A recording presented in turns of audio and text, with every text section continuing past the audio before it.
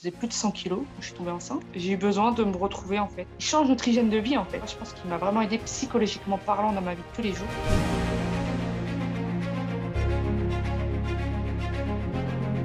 Céline, j'ai bientôt 32 ans. Plus gros coup dur, c'est premier bébé. Donc grand chamboulement dans ma vie. J'ai toujours été sportive.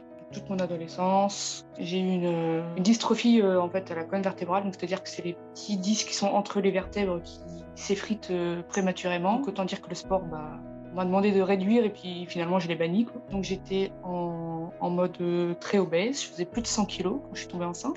Et puis après, voilà, je pense que c'est que des mamans qui m'écoutent, donc elles savent que tout s'enchaîne.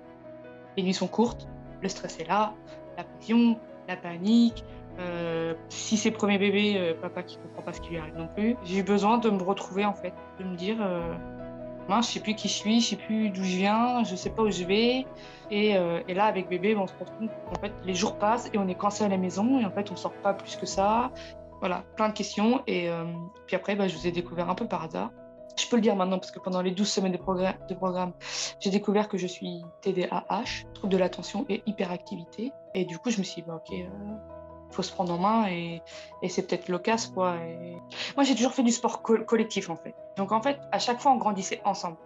Alors que là, c'est vraiment, on est face à soi-même. Et en fait, c'est tellement progressif qu'on sent pas les choses venir. Et à un moment donné, je crois que c'était la 3e semaine.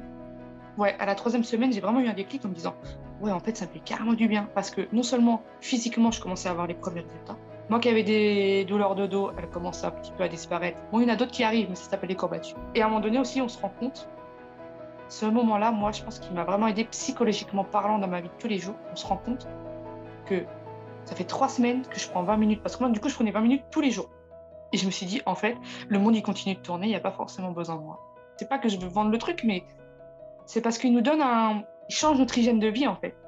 Il nous donne un tempo. Au début, il faut se faire mal, hein, on va pas se mentir. Il faut être motivé, il faut y aller. Et vous êtes là pour ça si jamais on n'y est pas. Mais à un moment donné, on est tous dans le truc. Et des fois, tu as les petits commentaires des mamans qui disent ah, super, ta victoire et tout. Du coup, ah, moi aussi, je vais essayer ça. Nan, nan. Et je trouvais ça trop bien, en fait. Parce que je me suis dit, on est toutes des mamans. On a toutes galéré. On est encore en train de galérer, franchement. Mais là, le fait de se dire, ok, je m'engage le lundi. J'ai mes séances, elles sont courtes. J'ai pas besoin de matos. Je les fais n'importe où. Toutes les astuces que vous donnez au quotidien, parce que c'est tous les jours en fait. Sur quasiment chaque exercice, il y a des astuces. Quand on parle sur le groupe, il y a des astuces. Quand on est au téléphone, il y a des astuces. En fait, il faut juste se laisser entraîner.